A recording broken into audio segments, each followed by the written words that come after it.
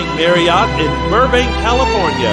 It's Dishin Days with your gaggle of gals, Tony Moore, Michael Mattis, Justin Hareld, and Araceli Aviles, with special guests Carson Boatman and Lucas Adams. Now, serving up a full dish, it's Dishin Days Live. Yay! Hello, everyone. Welcome to Dishin Days Live. Thank you guys so much for joining us. If you haven't already, make sure you like us and follow us on all social media platforms. We are Dishin Days Show on Facebook, Dishin Days on Instagram, and _ Dishin. Wait, no, I messed that up, didn't I? Did you? No, I did right. And _ Dishin Days on Twitter. The @ is currently trying to figure out all the technical difficulties that we may or may not have during this show. If you haven't already, make sure you go to our YouTube channel and like us there, so that way you don't miss all the live action that we are about to give you. Also, you can take us on your walk, in the bath, whatever that you're doing. Find us on your favorite podcast station. We are on Google Play, iHeart, and Spotify, and wherever else podcasts can be found. And also, most importantly, buy our merch. We are on dishindays.threadless.com, and we have new merch. Do you still have the pictures of the new merch that we have? I feel very proud of no, you deleted it, didn't you? Oh. See, this is what happens when we're live. Anyway, go to our Instagram and you'll be able to see the new merch there. Oh, okay. So this is our first time doing this live in front of a studio audience. So this is like and it's the first time that we've been in the same room together. Well, doing this show. Yeah. We usually do this from home. So, Araceli, that means when I do ask a question, you have to answer it this time. I will not incriminate myself.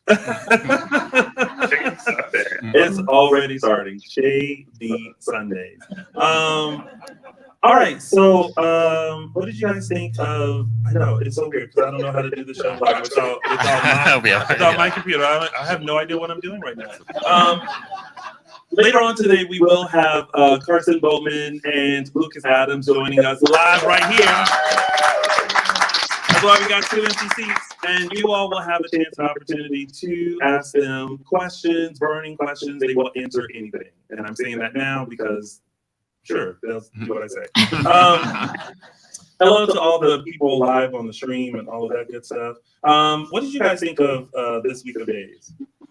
I thought it was a pretty solid week. We got some movement with the storylines. We had some returns. It wasn't, I would call it overly exciting, but yeah, I thought it was a decent week. Okay. Yeah, it was a decent week. I think we got a lot of different storylines play out. We saw a lot of different characters coming through. Yeah, it was a decent week. It wasn't amazing, but decent. A lot of good food on the show this week. Yeah. Especially Monday and Tuesday. Not you paying attention to the food. Oh, don't act like you weren't. Don't act like you were looking at that cake like I could eat that right now. You're right. Right? I was just like shiny and glistening. You're right about that. And it just sat there, no one ate it. Well, but then it got to the poisonous chicken, and I was like, I'm good. Araceli, what do you think? I think I ran the gamut from really emotional to really annoyed. Oh, yeah. That's okay. That's from one spectrum to another. Yeah, I ran the spectrum of emotions this week. Okay. I mean, I thought this week was good. I thought it was interesting, especially all the Sarah Renee stuff. I'm loving like just all of that and the combination of all of those people on the island. But thank God they're off the island because I don't know if I could have spent one more day on it. They got off that island quick. Yeah. Mm-hmm. Quick and fast. They were. I don't know what airline they took. Yeah. I can tell you one Spirit. No, it was not Spirit. They went flying that one. Spirit of Frontier. Right. All right, so let's get into this week of days. Oh gosh, you can do it.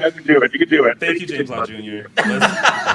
Let's see if we can. No delay here. It is now time to start Dishin Days for the first time.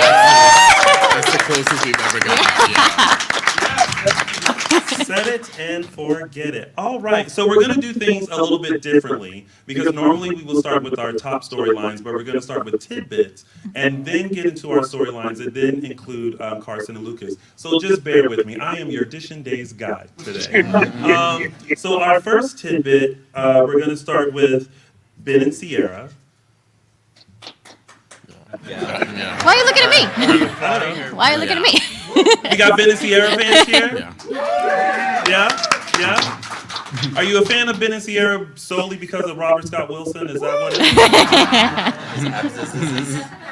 is? His muscles, his muscles. Chemistry cannot be made up. This is true. Yes. Okay, so this week, basically, they played detective and figured out that Johnny might be the new devil. Ciara kind of figured it out. Ben was like, Ben didn't believe it despite the fact that, you know, the devil had jumped from, not Bill, what's his name? Doug. Doug to Marlena, but he didn't seem to believe that the devil could jump from Marlena to Johnny. Right. And I was like, why not believe it? You know? Yeah. Because you don't want to. Well, I guess if you don't want to believe You don't want something, you won't believe it. But Well, then, remember, because, if 2 the plus 2 whiteboard. equals 4, Oh, here we go. then chances of the devil jumping out of Marlena into Johnny is very probable. See how all that adds up? That's my imaginary little board there that I often use. One day we'll have a real one. One day. No budget. That's right. But I love those moments because I always feel like a lot of the people outside of the Salem PDD do great, trying to figure things out and solve things. So the fact that they were finally putting it together, and that's all they did this whole week. They just put 2 and 2 together, and they were like, yeah, Johnny is probably the devil. I mean, to be fair, Ciara gets it through her lineage.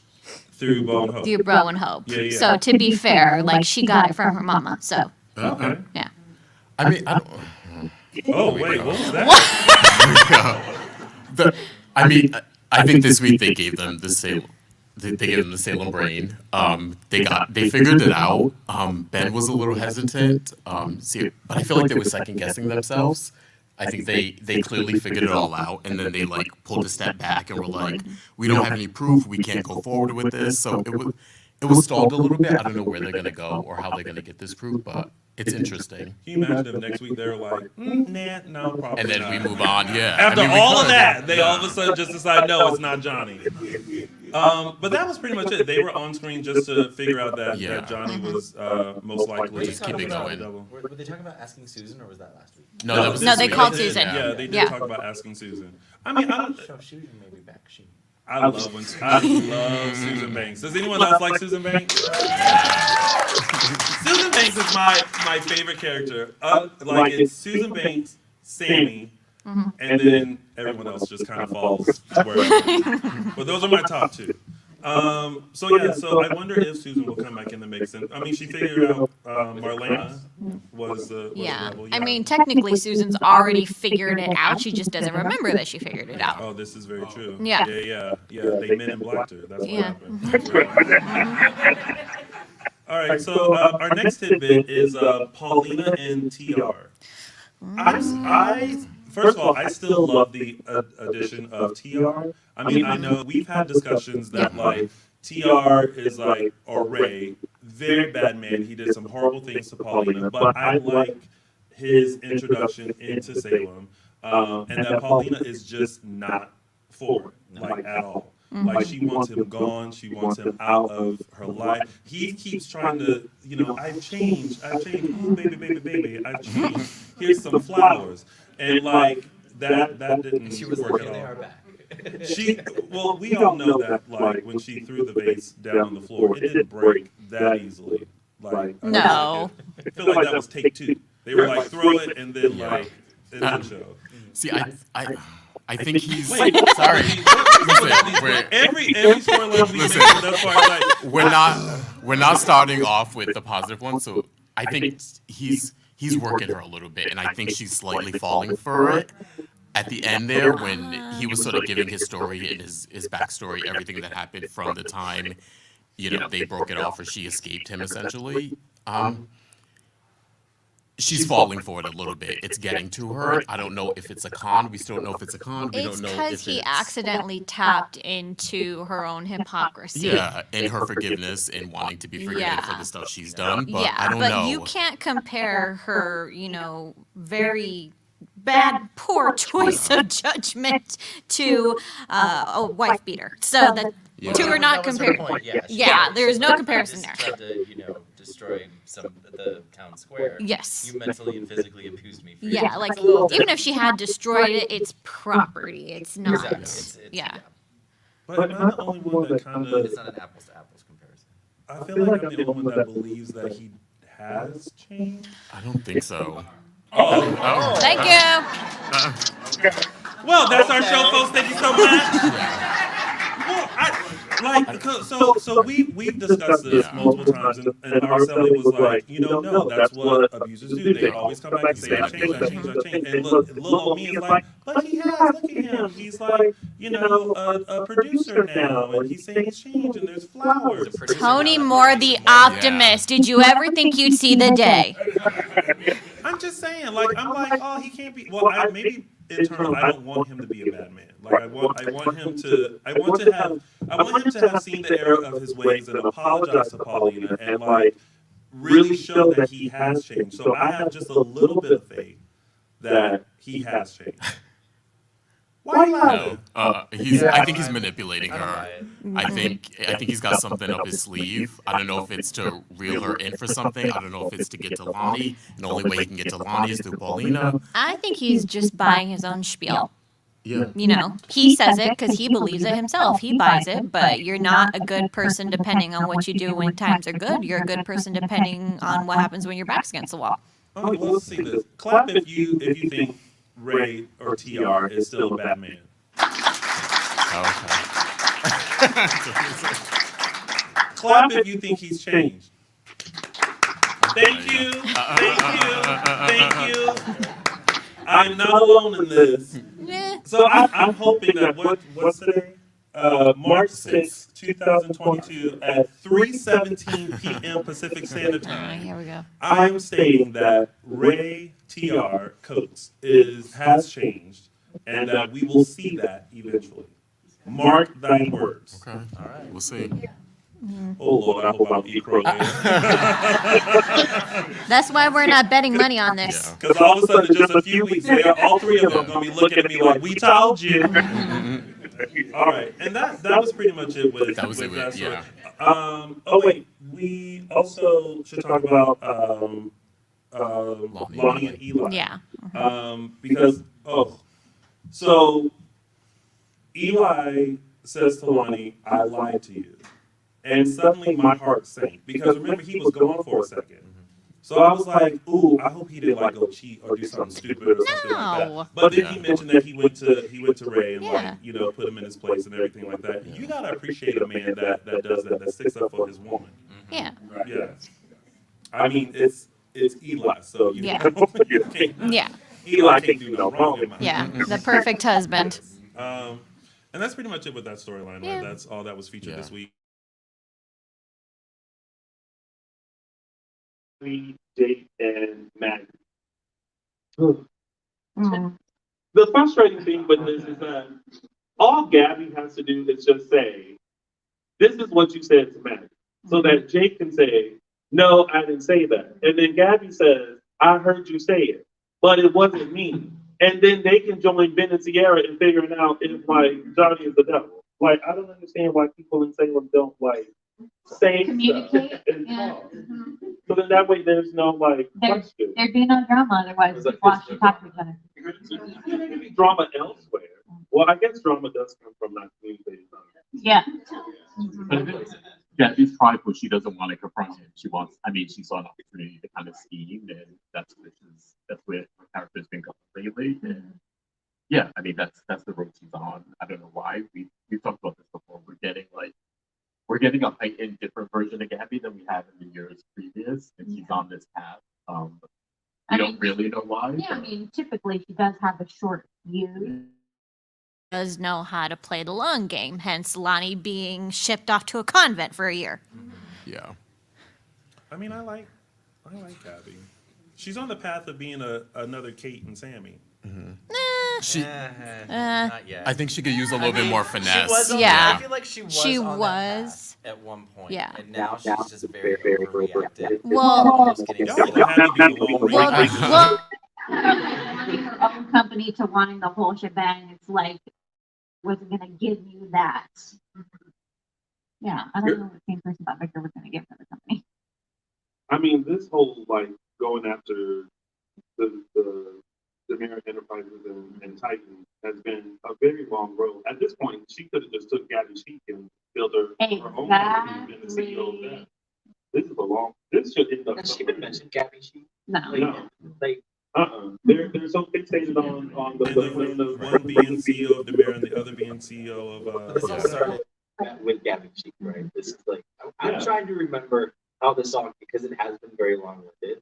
And part of me is just like, how did this even begin? So Like, I remember- forgot already. Remember, Gabi Sheik had the storefront at Right. 40 Town Square, That was Sweet Bits. and then that got taken away, and then that started the ripple effect of Yeah. this Oh, whole it's like. on the plan. And it's under Titan, so she can't touch it. She can't do anything with it until she gets control of Titan. yeah, but it jumped from like her wanting to get her company back to, oh, I want to take everything. Yeah. Yeah. It's a Do big you leap. like Johnny and Gabi together? No, she was his babysitter. Does anybody remember that? But No, you can't put age in soap operas. Yeah. I mean, technically, EJ's supposed to be how old? 21, yeah.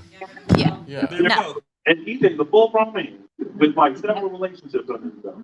I like the attraction. I think they're both good looking people, great bodies. I like the attraction of them. And I think it's like, Yeah, he pointed out the great body. You can tell it's perfect. Yeah. Yeah. Um, I mean, do we think Gabi is slightly giving into it? Yeah. Clap if you think Gabi is giving into it. That was only about half. Clap if you think Gabi is just. Clap if you just don't care about Johnny. Yeah, we know she's playing along. She's fallen for it too easily. Like we see that she saw stuff with Jake and Maddie, and she thinks that it's like she's fallen for it just way too easily. The reason I'm following any of this is because it finally gives Jake something to do. They finally gives Jake something to do? Yes, because he's just been kind of following Gabi around, and now there's an actual conflict for him. Okay. Yeah. I see that. Other than being Stefan's. Stefan's twin and Gabi's flame, that's like he had nothing else to do. Yeah, that's now there's conflict and it gives him something to do, and that's all. Yeah. Well, we like for Jake to do things, except, it was the subtle, yeah, we do. And that's, and then, we almost got just a little bit of like figuring something out because Jake did go to Maggie because he got the text that said, come over Thursday. And then, he went over there and Maggie was like, I don't know where my phone is. I lost my phone 2 days ago. Yeah. Oh, You can totally tell Maggie's age, but like she lost her phone and she just didn't care anymore. Right. I lost my phone for 2 seconds. I'm in a panic. I'm like, where is it? Oh my God. And I think all the messages that I missed, and then I get back to it, and not a single one. Yeah, it's just nothing. So I'm hoping at some point, like Jake and Gabi have a conversation so that way they can kind of put the pieces of the puzzle together. Because right now it's just, and Jake doesn't understand why Gabi is acting like she is. And, when there's still a Valentine's Day, which is also weird, because we're in March. And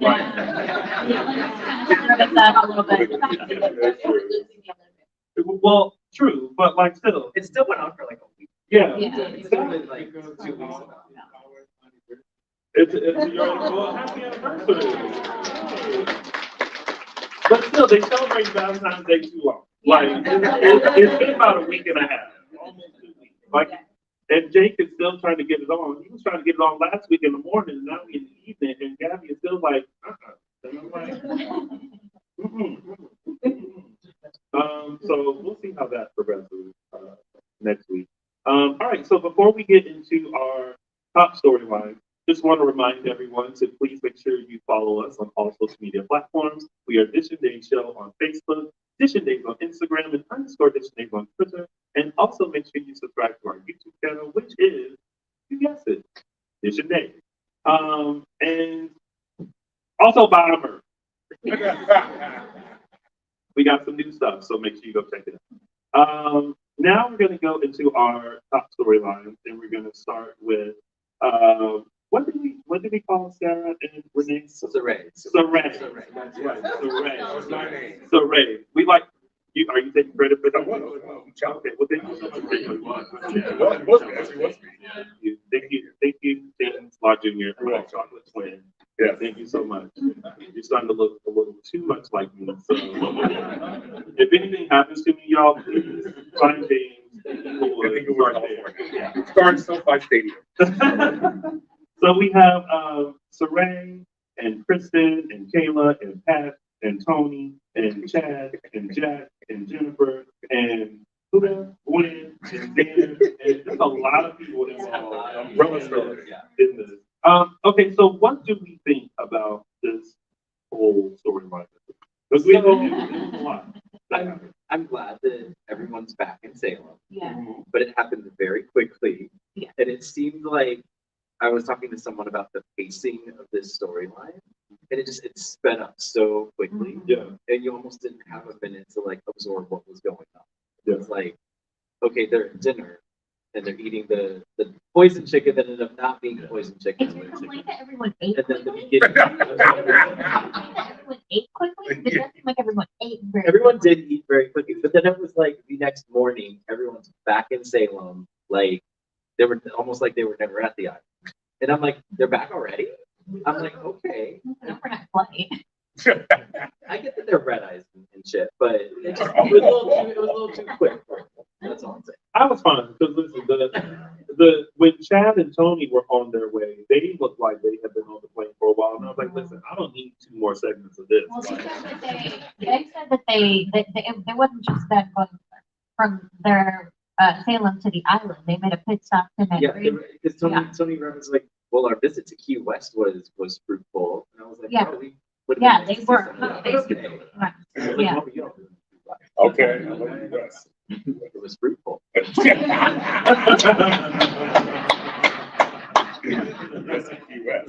don't even know if that was the line. That's just what I'm saying. Anyway, I actually, I don't know why I'm just talking to you.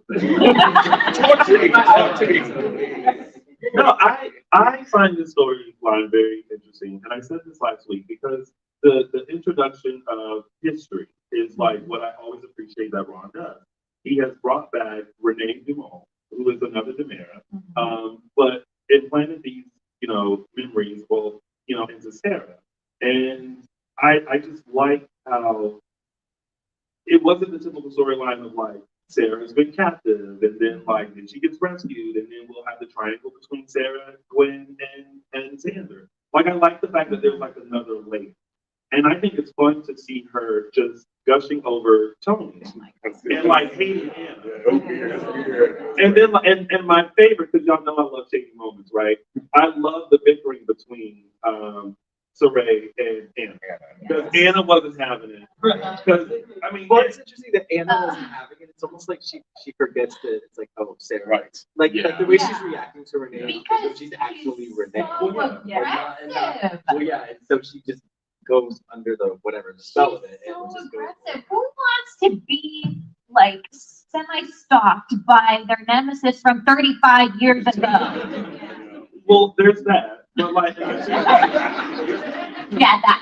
I feel like it also brings up stuff in Anna, like all of the stuff that she went through, she thought it was over, and She's then gonna now. kill her baby. Well, okay, I'll call that. Right. Look, that was pretty neat. Well, so like I'm being introduced to Renee right now, but Anna probably had all that stuff, and then thought Renee was gone, and then now here comes Saray coming in, and Anna is really looking like, are we really going to play into this and not just call her Sarah and like take her to the hospital and fix her, because nobody has time for this. And Kayla was just like, "Can't force her." That surprised me. That surprised me. Like they can't, because she's not trying to, the explanation was, we can't force her. She's not trying to hurt. Yeah, it's just occupied. So, Right, well, because Anna charged after her. She didn't charge after her. So let me get this straight. She has to cause, oh my God. I mean, She has to cause harm in order to be locked Yes. up, Yes. which the old Renee actually did Yes. do. Yes. So we know that this woman who has her memories has a history of violence, and we're just going to wait until she does something violent again. Yes. Okay. Because, Okay. because Renee did it, not Okay. Ray. Yeah. So Ray didn't do that. But she thinks She did. She thinks like But she, that doesn't mean it's she's in, gonna it's in the necessarily diary. do it. Her putting the hole in the boat and killing Anna's baby is in the diary. So Ray's at the point where she thinks that she did it, and she's not apologetic at all. So Well, no, because she feels like rightfully so. Anna, that bitch, got my man doing all that stuff, and I want him out of the way. That's how she feels. Can we give a shout out to Lindsay? Oh, God. Oh, yeah. And here's the thing. So Lindsay was with us all day yesterday, and I heard that she was actually worried about how her performance would be received. And yesterday we reassured her that like she's doing an amazing job with it, you know. So Lindsay, if you're watching for whatever reason, you're doing a great job, as I told you. and based on what we heard yesterday, she deserves an Emmy just for wearing the wig. Oh, that's big. That's when you need a good drag queen friend to come in and be like, oh no, girl, we gonna fix this for you. They could have gave her some like walking, like some like wet, like Janet Jackson, like hair. That's what I would have. Remember yesterday when she was explaining that they like had to cut, like not cut it, but they put it like, so the front of it was her hair. Yeah. And then like, And then she had her hair. so when I went back and watched the last 3 episodes yesterday, that's all I could focus on. Yeah. And I could see it. I was like, oh, that's what she means. And I was watching it with Mark, and I was like, babe, look at. I was like, you see that? That's her real. And even he was like, oh yeah, I can see it. Yeah. I was like, Mark your husband, not Mark J. Who does drag? We just want to differentiate. Yeah. Yeah. That's what it's. Yeah.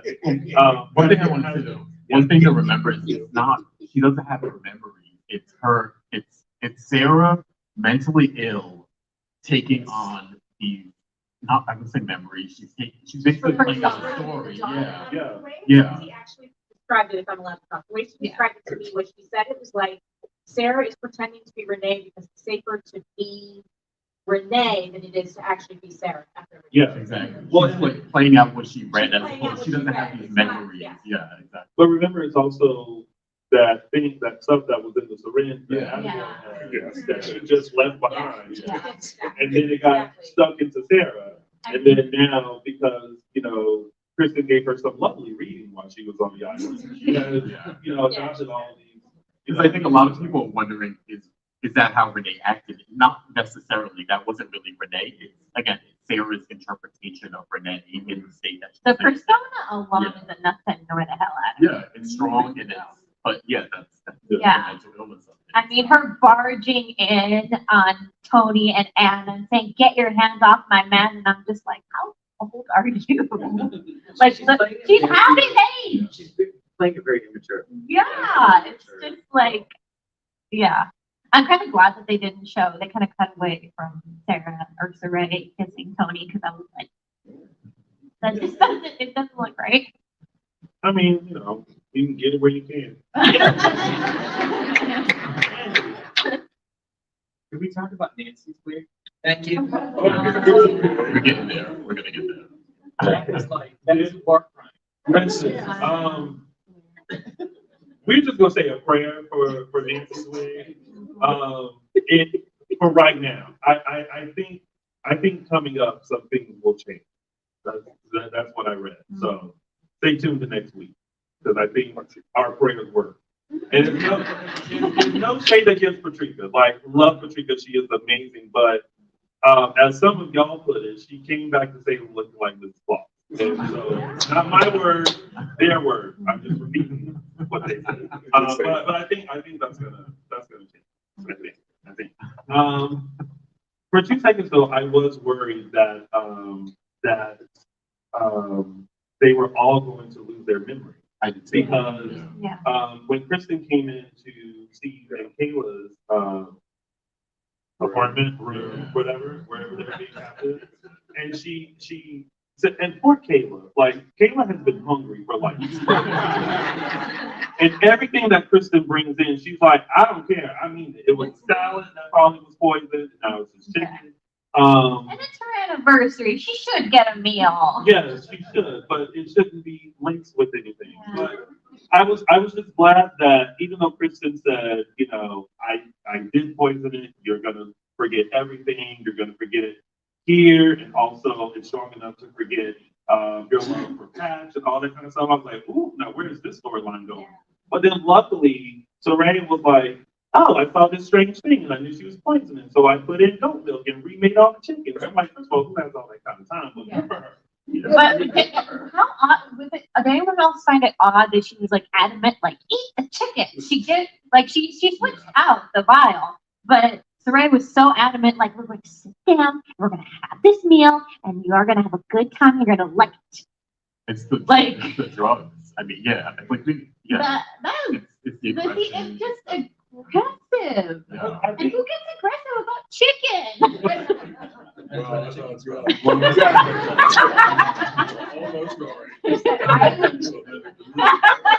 I tell you, I have driven aggressively at 9:45 p.m. to Popeyes because they close at 10. I know what it's like to be aggressive about chicken. But I think that whole thing was played out because, you know, I think they wanted us to think that the chicken was still poisonous. And so there was this hurry to like eat it. So I think it was just a way for her to be adamant about it, and for us to think, oh God, now all these people are gonna eat the chicken and like their memory's gonna be gone. But then like we got that explanation, and by that time dinner was halfway done, and then everyone hopped on the plane and went back. Yeah. Clearly went straight to a plane back to San Yeah, I will say though, I was more worried. I don't know about you guys. I was more worried about Patch and Kayla because I felt like they were focusing on their anniversary and then being lovey-dovey and walking down memory lane. And then when sort of Kristen came in and was like, "You're gonna lose your memories," I was like, "Oh, is that their next storyline? Are they? Is that the wedge that's gonna keep them? We don't have Dave anymore. We don't have Tripp as the bad guy. We don't have anything sort of keeping them from being happy. So is this their next arc, so to speak?" So Yeah, no, they yeah, they said yeah, that. it was interesting. I I just thought they would have went there. I want that meme on a loop of I want on a loop of Kayla coming in. Don't eat the chicken. Don't eat the chicken. Just that was. I feel like that's gonna be one of those iconic Kayla moments. Well, along with that, I would like a meme of Chad looking up and going, "What's wrong with the chicken?" I ate half of it. I'm a Billy Flake's best friend. He wanted me to say something nice about him. There you go.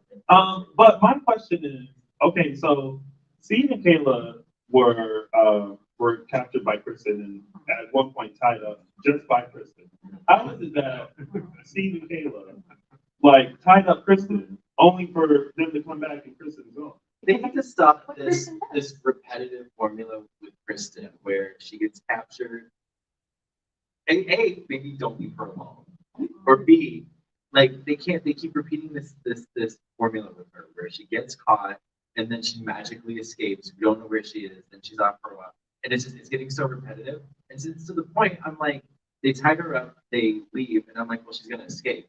And sure as shit, they get back there, she's gone. And it's like we can predict it now. And Yeah, like, it's okay, what Kristen does. it's what Kristen does. Kristen needs to do something. I didn't even think that. I didn't even think that was an option that Kristen was gonna like escape until they came back, and I was like, oh, I knew it as soon as they left. I was like, I didn't think that at all. Excuse me, y'all. I have to moisturize. There we go. I mean, typical show. At some point during this, it always happens. And then now, so the other worry is that now everyone is back in Salem, and now Ava and Gwen are nervous because Abigail knows that Ava was parading around as Sarah in the Sarah mask. I like Ava's explanation. It was just a joke. Like that's the best. It was her Halloween costume. She was trying it out. I mean, it was too much of an approach. She's not going to get tripped up by Chad. Well, she could have came up with something better than like, it was just a joke. Yeah. Well, That would be kind of like, you know, she came from the grocery store and stumbled upon this mask on the floor and decided to like try it on. And then, oh, look, she's Sarah. And she was like, well, let me take this out for a spin. Just as a joke. Like, that doesn't make sense. No. Well, Gwen better hurry up and get down to the police station before Ava goes. Yes, she did, yeah. What time do y'all think it was that Ava? So it seemed like early It in the was- morning. It was supposed to, yeah, I So was that's saying, why they had she it called overnight, them and said, it's like, yeah. and then it was like early in the morning, 'cause everybody was like, Yeah. the Jack and Jennifer up all night, and Gwen and Dan were woken up very early in the morning. But Gwen couldn't come up with another excuse besides the wedding planning? Yeah, that was sloppy. No, it Well, wasn't. who else is going to call Gwen? She doesn't know. That early in the morning? Well, no one likes her. She So, doesn't have yeah, to, I mean, and her yeah. only out, Jack, Dan was on the way to see Jack. I thought that was a good excuse. I mean, You want that? no I one guess likes it's her. a Who else is going to pinch call her maybe, at 6 a.m.? It's a hotel. It's just at the front, like. Okay, we had this discussion last night as well. They don't have any money. Where is the money coming from to hire this wedding planner? And you say, yeah. We still have lots of questions, like how someone broke can become engaged and live in a hotel for how many months now? 2, 3, 4, 5? Lots. Who's paying the bill? At one point, Xander was gonna get kicked out, but then he was able to pay it off somehow, so. Yeah. No, I'm not sure how he's paying now, but. The whole time he had Sarah's old ring, and then he like exchanges that for a new ring, and I'm like, you want to exchange that and like pay a bill or like move out or something? There's so many other options that you can do. it was not credit cards. Yeah. Them credit cards look like they're high, because I can tell you my little 500 credit card ain't. We're all gonna be out of the sale. That's right. In Salem, these are questions we do not ask. And that's pretty much it with that storyline, right? Coming up, we're gonna figure out what's gonna happen. Oh, no, we had Jack. Oh, Called Xander. So Xander is he almost has the truth. He has a little bit of it, and yeah, he's on his way to Sarah. He knows that she was kidnapped. Yeah. Yeah. Oh, and when he came out of the Salem Inn, he ran into the Sarah. Right. I'm sure he's gonna be Sarah. Oh, and also, Xander asked Jack to be his best mate for his wedding. Jennifer was very happy about I it. I like found that. that suspect, I but like that. it didn't make sense. Yeah. I didn't know she liked Xander so much. I think they I don't see, think- she sees that Xander has been very genuine Yeah. this last year. He's been a mess, but he is very genuine. You know, he puts it all out there with Jack. I think that she's probably had conversations with Jack that we have not seen, where Okay. we talked about. So we're like- supposed to assume that. I think so. Yeah. I I think she respects their friendship. Yeah. Yeah. But it was a little too exciting. Like, it was, that's what I'm saying. It was very. She was just like, Yeah, it it was was like, okay. It was almost like it involved like Abigail and Chad or something. Like she was ecstatic. Like maybe if she like chilled in the background and was like, "Oh wow, that's great." Like, oh, that's nice. But she was very like, you know. Part of it Abigail was just found. Yeah. I guess so. Maybe she was just full of joy, you know, and all of that good stuff. Okay. All right, so that's it with that storyline. We're gonna next move on to The mess. The other mess. The other mess. Chloe, Brady, Craig, and Leo. Okay, let me ask y'all. How many of y'all felt like Craig's boyfriend was gonna be Leo? How many of you were surprised that it was Leo? It's about 50-50. Sandy, you think it was going to be Paul? No. Dang, nobody. Yeah. See, okay, so here's the thing. So when this storyline first started, right? Remember I said I want to know where it's going because you have the characters of Craig and Nancy, and when they were first introduced in Salem, this couple was unlike any other soap couple, right? Very non-traditional, and we were happy that, like, you know, Nancy, who was a regular gal, had this like fine, sexy doctor, as her man, right? We love that. And then all of a sudden they come back and Fred has found himself and discovered that he's gay. And I'm just like, listen, I have no problem with that. Sometimes in life you discover yourself and this is all great. But what is the end goal? So now I'm starting to feel like the whole reason for that storyline was so that he could come out, but it'd be a way for Leo to come back. And I'm like, was there any other way they could have brought Leo back without making Fred gay? Absolutely. There's tons of ways they could have brought Leo back. Name one. Well, I'm not a writer. I don't know. I'm just saying. For the past, 4 years you've been on the show, we have rewritten multiple times. I have written myself into the show. Lord, yes, you have. Anyway. What's one? I don't know. They could bring him in. I don't know. He could just come. He could just be Sonny and Will. He could just come back to town. Right. It doesn't have to be, Yeah. connected to someone else. They found a way to bring him into that Peacock story. Oh, that was the Peacock. That was Beyonce. That was something totally separate.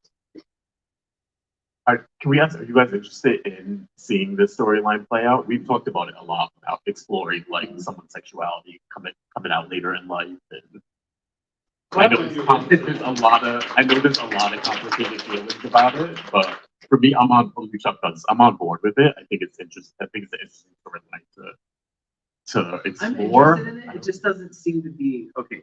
Craig's coming out doesn't seem to be a story about Craig's coming out. Exactly. It seems to be a mechanism for Chloe and Brady to get fully back together, even though they're already seen back together. Like I was watching the episodes this week, I forgot they were back together. Yeah.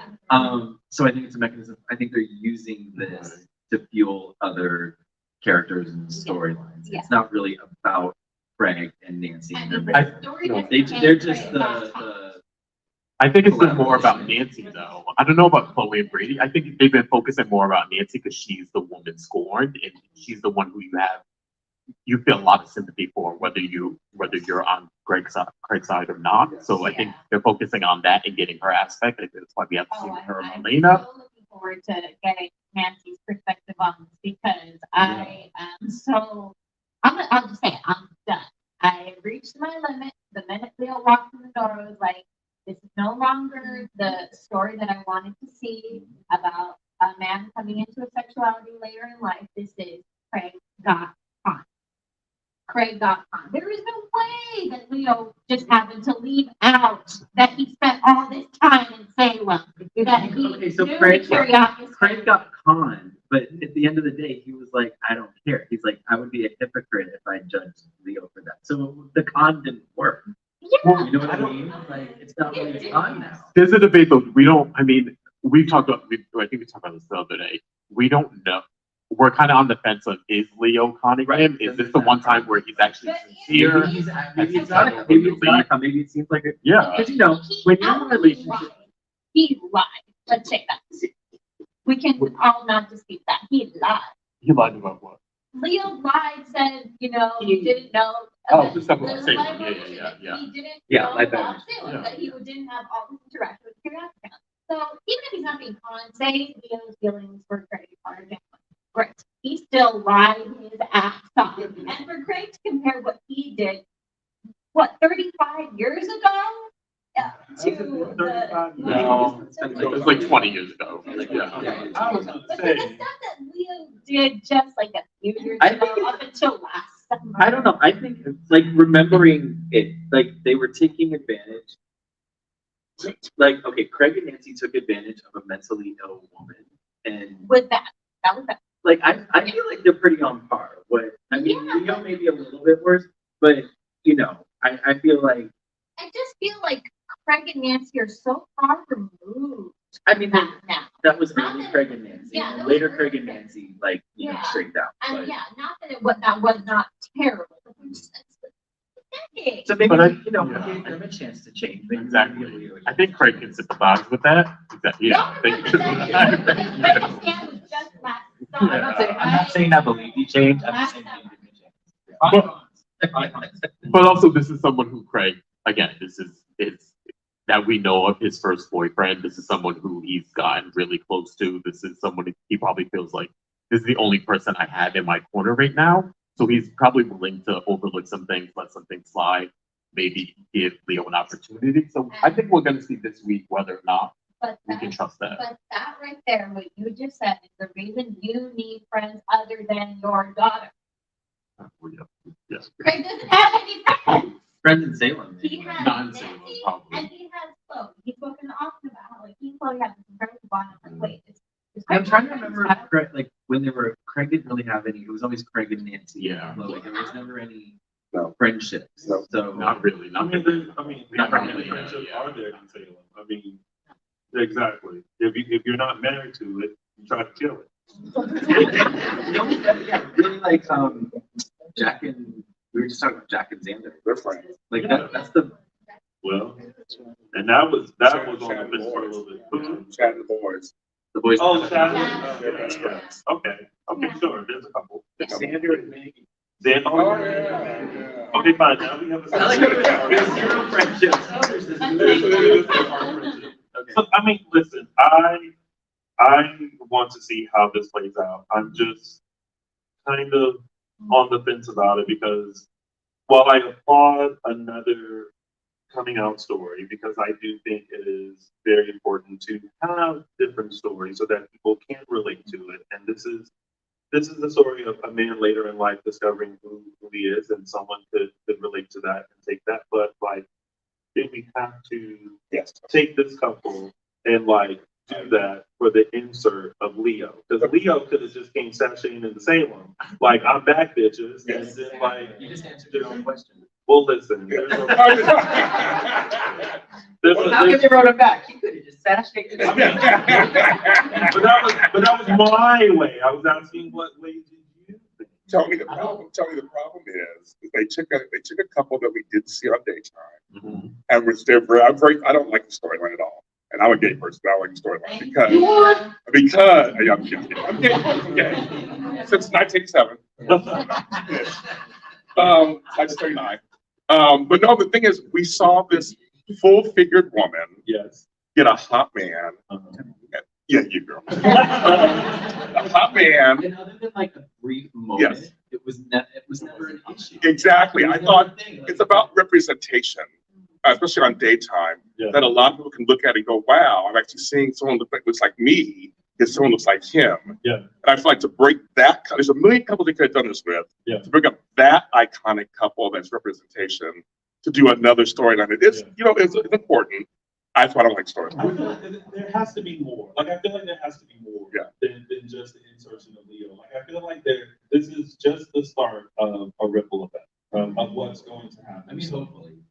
Hopefully. At this point, it's all about getting Nancy out of that way for me. That's That's when Nancy then her groove back. No, I agree with you, Jane. In its time, it was interesting. Like, but I also think like no couple is sacred. Like we can't hold on. Like everyone goes through their job situations. John Renee. This particular one is interesting because like, we've now seen the end of Craig. Oh, yes. We've now seen the end of Craig. yeah, but then jump into Justin. That's Yeah. what. There's no coming back from them as a couple. So it's different in a way. Like we've seen the end of that. Maybe they'll come. But I wonder what message it sends, though, that, okay, so you're a bigger woman and your man is going to leave you because he's gay. I think it's a weird messaging to me. Gets a hot boy crack. I'll be happy. Okay, there you go. Okay, I'll go with that. There'll be a balance. I'll go with that. Yeah. All right. Well, we done. We don't beat that storyline. All right. So it ain't me. It ain't me. Okay, so before we hop into our next storyline, I feel like we should have some people join us so that we can really get into the storyline right. Yes. Please help me welcome. You guys know him as Tripp Johnson. Give it up for Lucas Adams.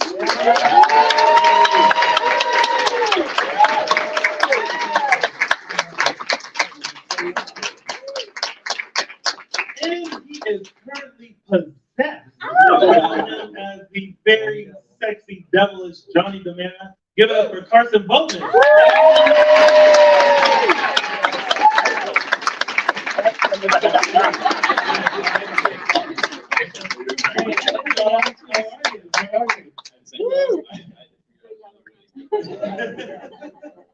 Welcome, boys, to Dishin Days Live.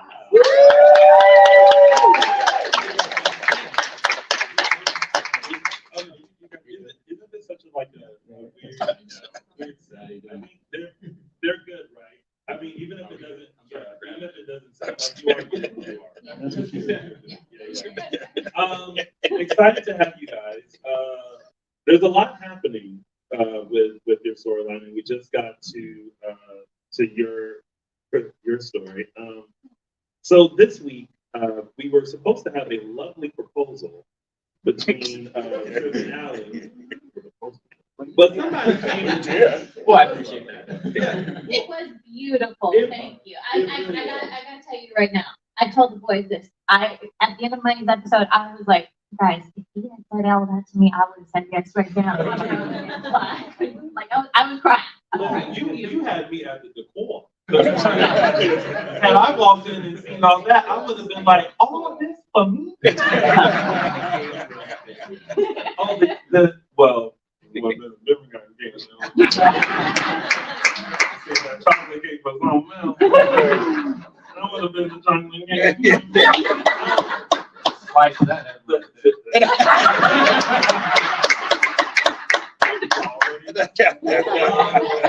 What'd you say? I didn't catch that. See, Carson, it's not as funny when it's twice. Don't be. You gotta listen. Lower this a little bit. I know, but now I feel like it's way too close to me. I feel like the audio, I'm literally messing with the audio. No, you're totally fine. So for you, Lucas, how was it, playing that out and like the proposal and then Johnny coming in and spilling the tea, like how was that for you? We had a lot of.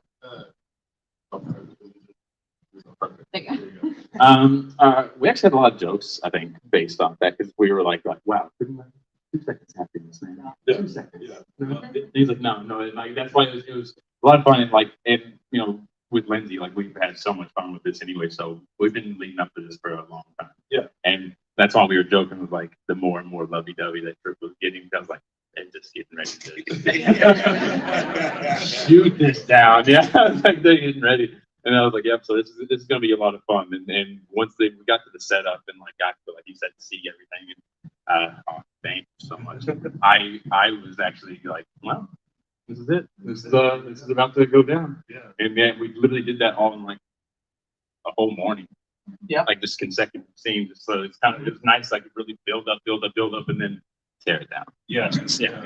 So that was a lot of fun. And just being this guy, quite possessed, has been really fun.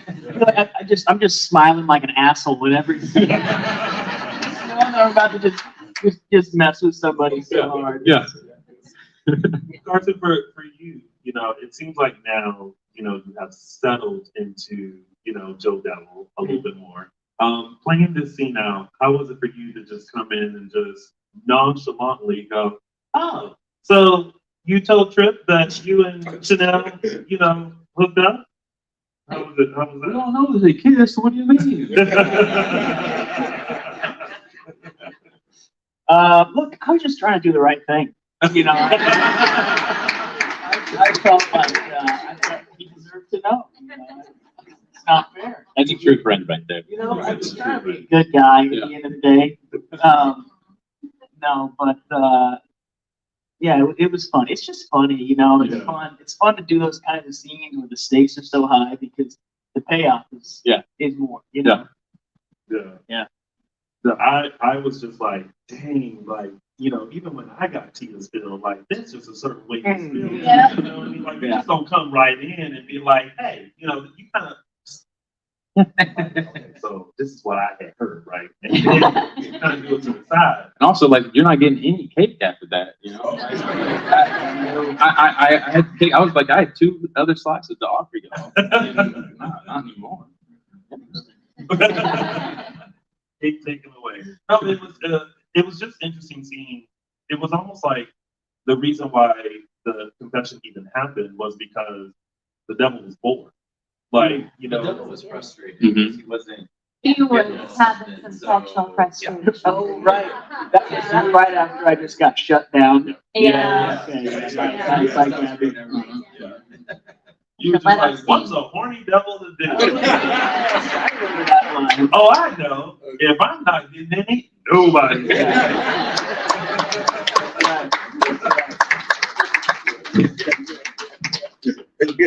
What a lovely night looks like you're having. That's not ruined. That's not a very nice thing. But it's been such a journey with Allie and Tripp, and you know, even with, you know, last week seeing Tripp go to Roman because, you know, Lucas and Sammy are off, but you know, going through the steps of, you know, asking for permission, you know, and all that, and having, well, and then, you know, Ava spilled the beans and was just like, she's proposing, but don't say it. Yeah, you know, cool. And even being, and I was kind of with Allie. You're a mob boss. You can keep a couple secrets. Right. So sometimes she's supposed to keep a secret. Yeah. But she's keeping a secret that she was like parading around as Sarah, and Gwen was the accomplice. Yeah, you know, but you didn't hear that from her. No. Yeah, no. I didn't hear that from her. No, yeah. But you know, playing this out and seeing how the relationship is going. Before this point, how did you think, Lucas, that this would play out, or were you just waiting for the shoe to drop?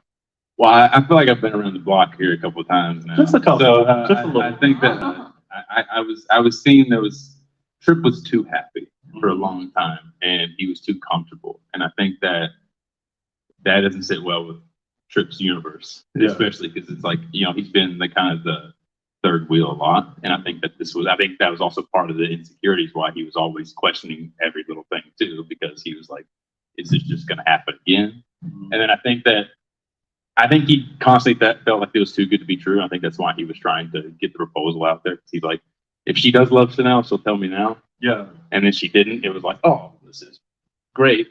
And that's why I think that's like when JoDevil comes in, I think that's why the devastation was so much more to him. It was just because it was like, this could be finally the time that I get something like for myself. And it's like, no. And so I think that's what, like, yeah, for Lucas going into that with, I was like, too good to be true. Something's about to go down. And I was like, too many people know about the secret for them not to have overheard it or somebody told me already. And so I was like, something's going to go down. And the fact that it was right after the engagement was kind of perfect. Yeah.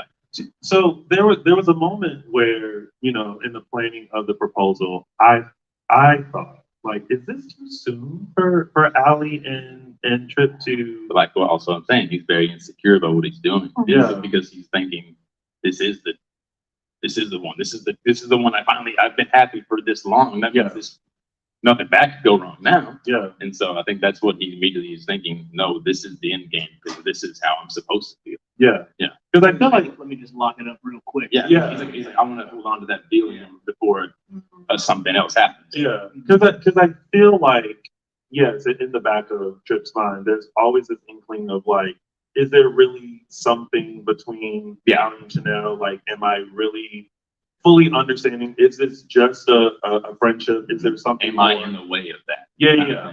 I think he thinks a lot of that as well. Yeah. That's looking at those scenes with you and Josh, who you guys don't really get to work together a lot, and approaching it from sort of Tripp's, sort of the hopeful coming in asking for the marriage, the contrast of that coming back to him after the rejection.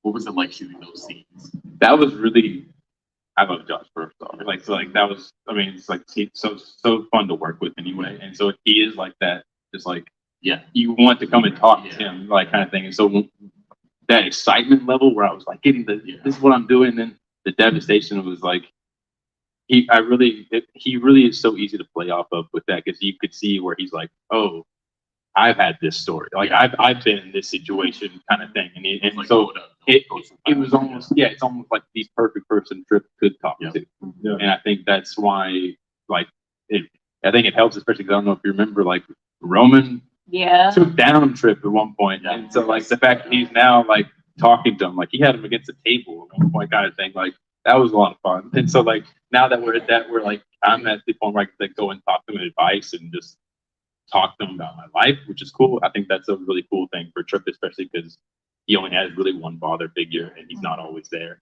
Yeah. And so yeah. That's the worst time for Kayla and Steve to be out of town, right? Yeah. Like you picked the perfect time to go out of town. Yeah. Well, they're Yeah. still picking up the hospital part. Hey, look, questions no more.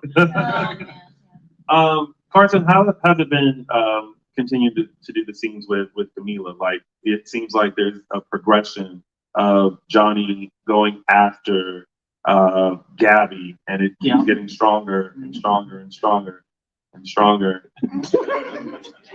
Stronger. How have those scenes been for you? They've been fun, you know. I feel like those types of scenes are always fun because it's just like the energy's high, you know. It's like it's a little I get a little nervous for those scenes, but that's what makes it fun for me because I feel like the nervous feeling is what kind of almost, at least for me, like we're attracted to as actors, is that like rush, you know. So it's cool to just kind of conquer that and work across from Camila and both of us kind of just you know, doing our thing, and it's a lot of fun, you know. It's fun to play those. I don't know how to answer that question without getting myself in trouble at home. Don't get in trouble at home. Don't get in trouble at home. None of us have a spare bedroom. It is a $10 airline. Some other people do. They got you. I'm going to hang out with Gary in Santa Monica.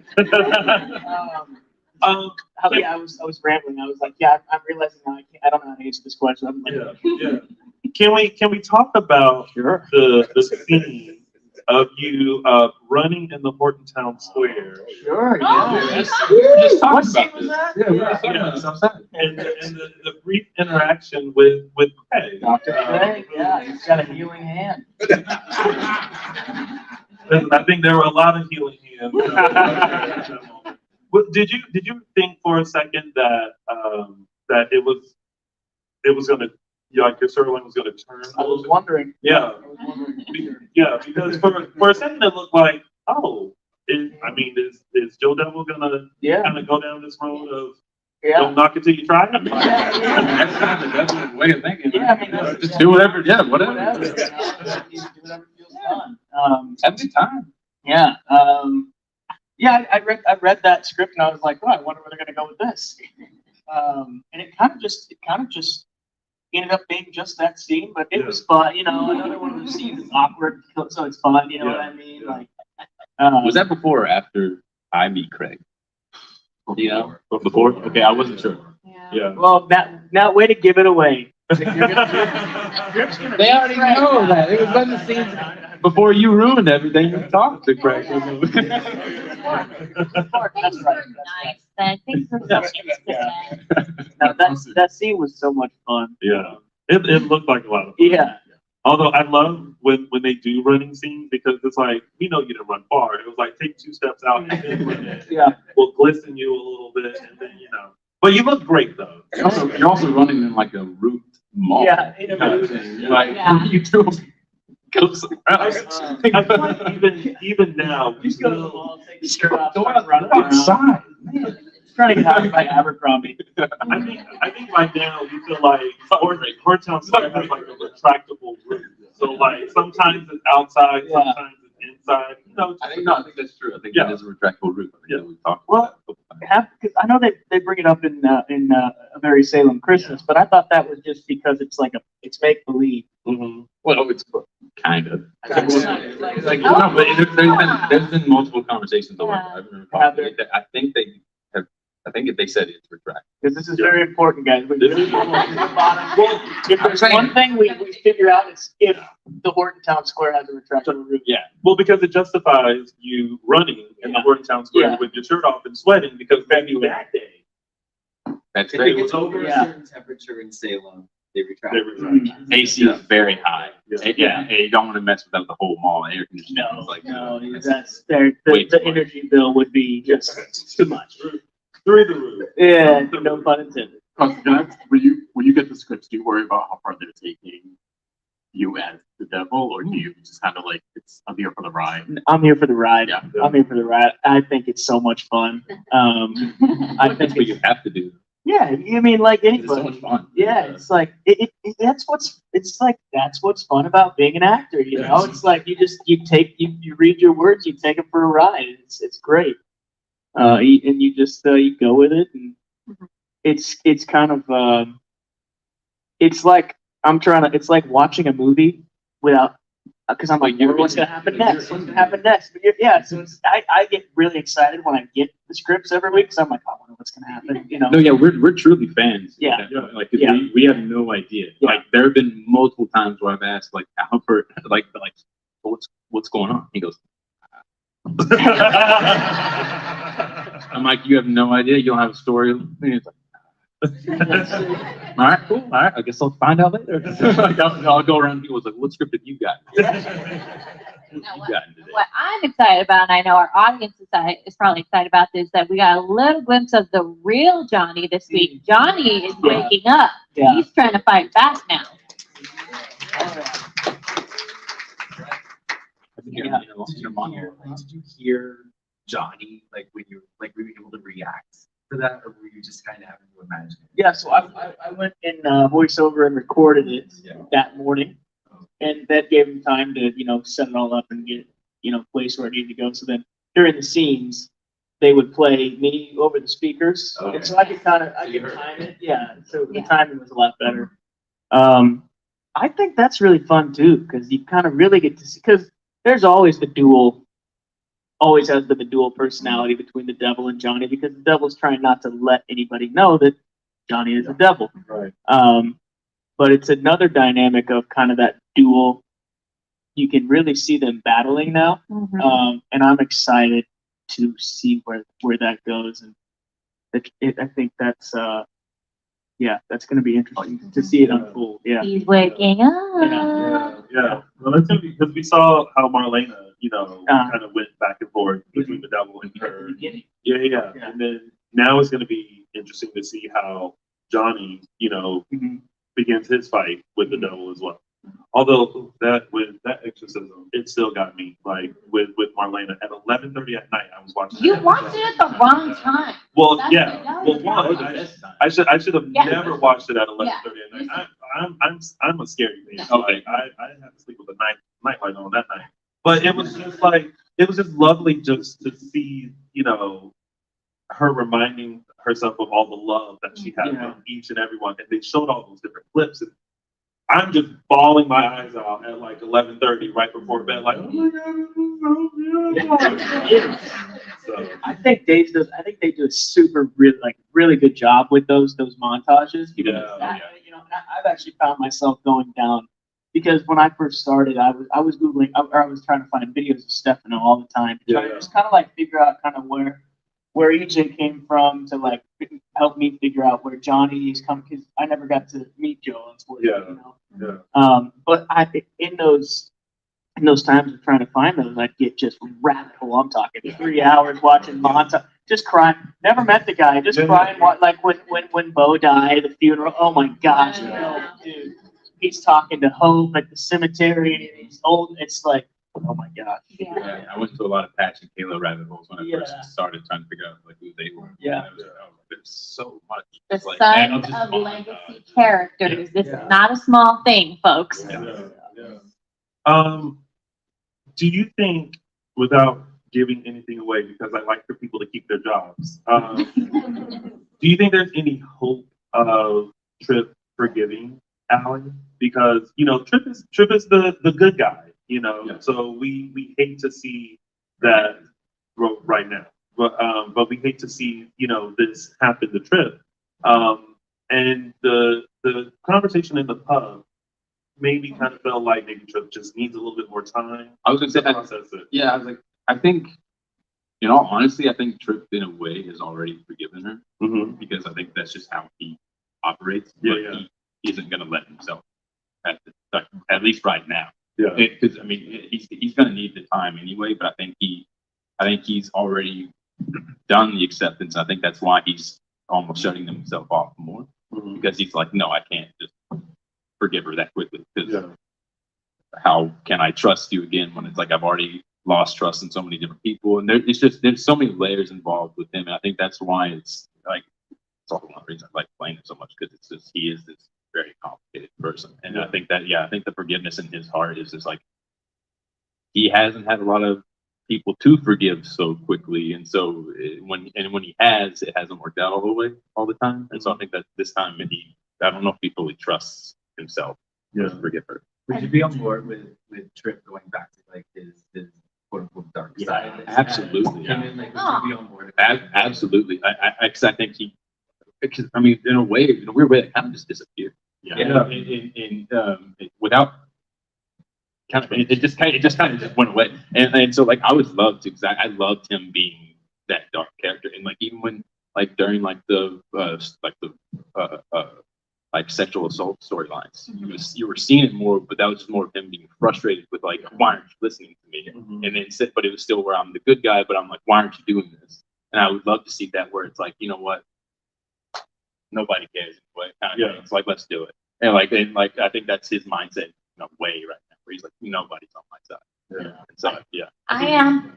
A lot. I'm not kidding. I was crying like buckets when I saw those scenes. It was awful. That's really sweet. Thank you very much. Yeah, I think people are clamoring to sort of see that side. Yeah. They're clamoring to see like Tripp and Allie as opposed to Tripp. Which I would totally be down. I think that was a lot of fun to come in, just because like I came in with like such a bang, right at the start. It'd be really fun to kind of just keep that going. Yeah, Tripp Fatale versus JoDevil. There you go. How would that turn out? That's an interesting one to see. But it is so much fun to play kind of that darker, that kind of bad character. It's just so it's because Yeah, I've been the Boy Scout since you got there. So you didn't even know. And I like to think in real life we're pretty nice guys. Yeah, I would say so. So it's kind of fun. some people might disagree, but I'd say so. Let's just talk about how great we are. No, whatever you're saying. You sound like you're saying pretty good stuff. But it's fun to kind of play that contrast, because I never, I would. You don't get that. So it's fun to play the bad guy. I think it'd be fun to see like this is just no foreshadowing at all. I just think it'd be fun to see Johnny kind of embrace them more, because he hasn't until the devil possession. He's been as far as the Dimera goes, very nice, pretty considerate kind of guy, a little spoiled, but mostly nice. I think Tripp makes him spoiled. But smells spoiled back I remember that one episode where, what was it? We were at Allie's and I was like, you could make Christmas decorations or something. Because I was sewing. And I'm just like, I kept doing it. Like I remember, because we were talking about it later on. He's like, I don't know why, like, just Tripp doesn't like me for some reason. And I was like, well, because you haven't been like nice to him. Automatically start off not liking. I know it's so from the start. I don't know. Tripp has a bit of a complex, so but, no, anyway, I think it'd be fun to see Johnny kind of come out of the devil and figure out whatever happens after that. Let it all come to a resolve, and then work a way into like let him kind of like try and I don't know, redeem himself. No, like just go like EJ, go like. I thought you were going the other way, EJ, and kind of like fight him for like the power of Dimera. I don't know. I think that pull some shiesty moves. Yeah. But I think why you two and the quadrangle that you guys have been in for the last few months has resonated so much with the audience, because JoDevil aside, nobody really has a preference as to where this is going. Like, we don't necessarily feel Tripp and Allie. We don't necessarily want Allie and Chanel. We don't necessarily want Johnny and Chanel. It's like, we're along for the ride. And I really can't remember a time where I didn't have a strong preference. I'm like, I really don't know, because I love all these characters and they're genuinely coming from good places until the devil took over. But Johnny himself is like, he still very much loves his sister. He's still very much in love with Chanel. So it's like, I don't know if I care where this is going as long as it just moves forward. I love that as a storyline though, that you don't know who to root for. It's just you're just watching. That's good storytelling. That's what we want to hear. That's what we want to hear. I mean, at one point we thought it was going to be Tripp, Allie, and Chanel. And I was like, now where is this going? Yeah, there was quite a few conversations going on about that too. I mean, I would have been open to like seeing that relationship. I was like, I told him, I was like, yo, we should, like, why not? Because also, like, man, when's the last time you seen that on the show? Yeah, exactly. Why not? Yeah. So I'm like, hey, can't close any doors. Well, let's see. Clap if you would want to see Chanel, Tripp, and Allie. Clap if you're like, no, we're good on that. You got it? Well, but you're right. I thought, you know, initially like that's where they were going to take the characters because, you know, first it was Chanel kind of exploring and you know, coming to terms with herself, and then Allie still trying to figure it out, but like obviously in love with Tripp, and then Tripp was kind of like, you know, what's going on here, and I was like, well, maybe they all three should just see what happens. Just go with it, you know. Well, that's what we thought. There was that dream. That and we didn't, because like when you first get the scripts, you basically just see the sets where all the scenes are taking place. Yeah, yeah. So when we saw the names in there, we were like, what? We go, wait, did you see this? Yeah. Oh, it was a dream. Okay, never mind. Like, wait. Bed. Wait. What is this? Allie's bedroom. This might be interesting. This would be fun. Yeah, that'd be an interesting storyline. I think it'd be definitely something I don't think is something closed down. Yeah. Why not? Exactly. There's no soap operas. True. And we already, I feel like Days opens up those doors all the time. Of like something that hasn't been done before. Yeah. So Yeah. why wouldn't we be the first ones to do it? Exactly. Speaking of, when you did Very Sale with Kristen, what was it like being paired up with Raven now as opposed to with the... Oh, that was a lot of fun. Yeah, the whole kooky thing. We can't go. That was actually a lot of fun because that was like you said, it's like just that change. It's like a little bit of something different there. So like that was a lot of fun. That Christmas special was a lot of fun. Yeah, that was so much fun to work on. Yeah, and the dance scene. Yeah.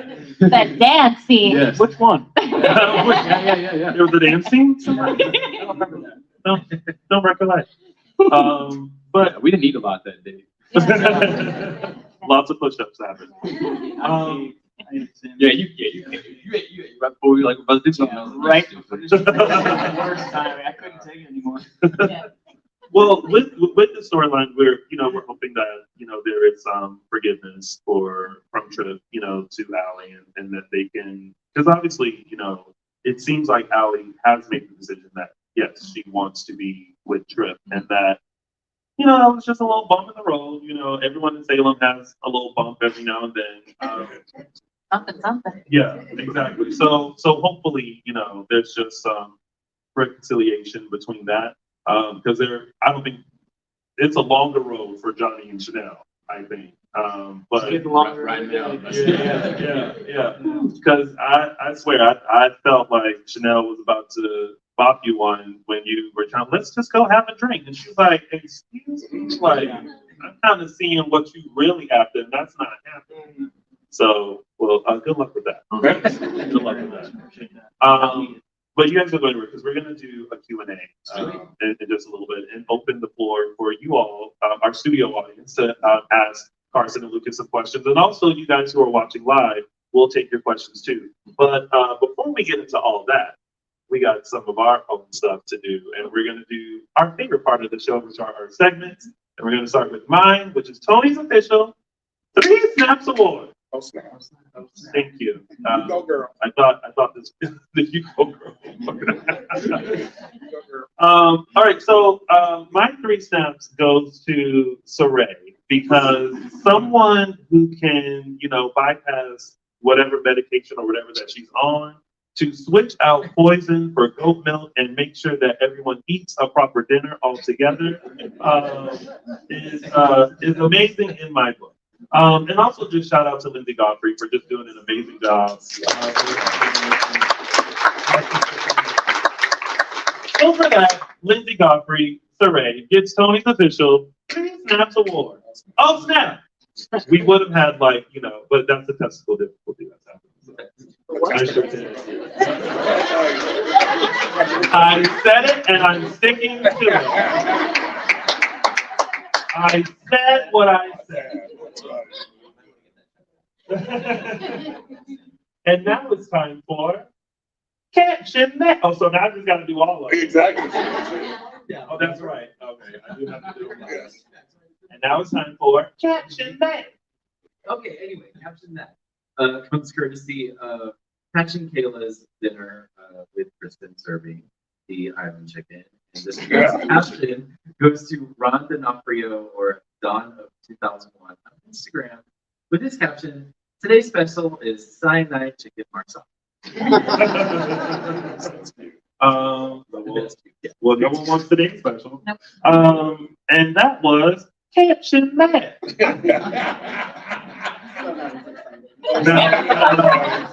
And what's funny is that I'm the one that recorded them. Right, exactly. Right. But to do them live, it's almost like what's the sound on names that they use?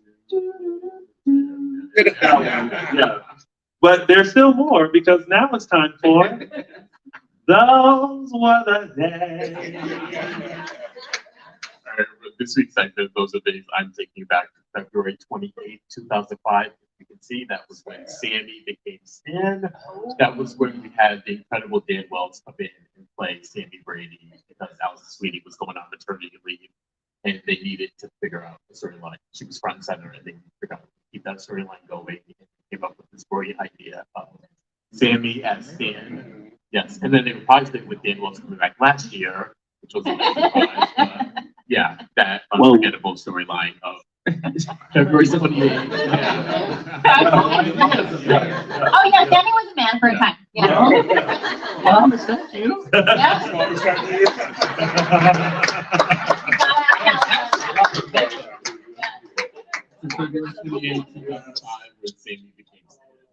He was good.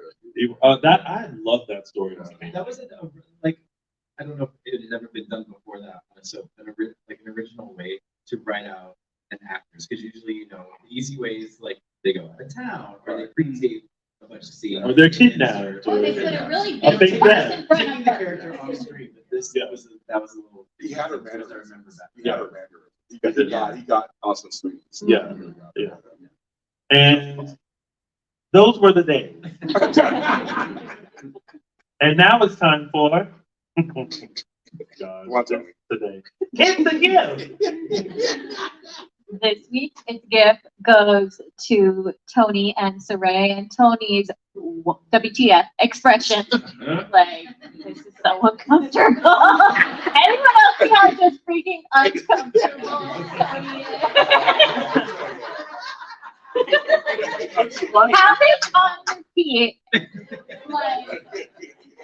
It's the second pull away. It's sexism. It's like, who is this? And that was it's good. Oh, thank you so much for and now it's time for a bit of news and gossip.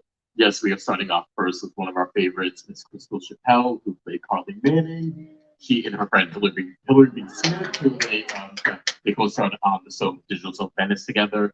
They had a new digital series called It Girls on the Stew. It's an unscripted show about cooking, libation, laughter. You can stream it on Real Women's Network, and that's Real REEL womensnetwork.com. We interviewed Crystal Chappelle a few years ago, so you can find that on our YouTube channel, Dishin Days. Next up, we have Shelley Henning, who we all miss as Stephanie Johnson. She is starring in, let me make sure I get this title right. All the woman in the house, yeah, across the window. So you do that tongue twister. Yes. She was like Lisa Kristen Bell's neighbor in it for that sparks that plot of the show. It's really good. Yeah, watch it. Yeah, it's a satire though, so make sure you know that going. Some people did not realize exactly. Streaming on Netflix, go check it out, Shelley Henning. And last but not least, we have a new update in our ladies night. Last week we showed you Martha and Tina hanging out together. This one we have 4 of our favorites: Nadia B. Orland, Molly Burnett, Stacey Haidu, and Shirley Henning again. Yeah. Little girls' night out. Yeah. We've had those. All right, and that was our news and gossip. And now the best part is our Q&A with Carson and Lucas. So if you all in our studio audience have a question for Carson or Lucas, feel free to come up to the old microphone here and ask your question. And we'll also be taking questions from you all who are watching from home. Just make sure you do the usual, write it in all caps, and we will make sure that we get your question answered. I have a question, Tom. You have a question, Dean? I have a question, Tom. Okay, yeah. Can you? Do you need your walker? I'm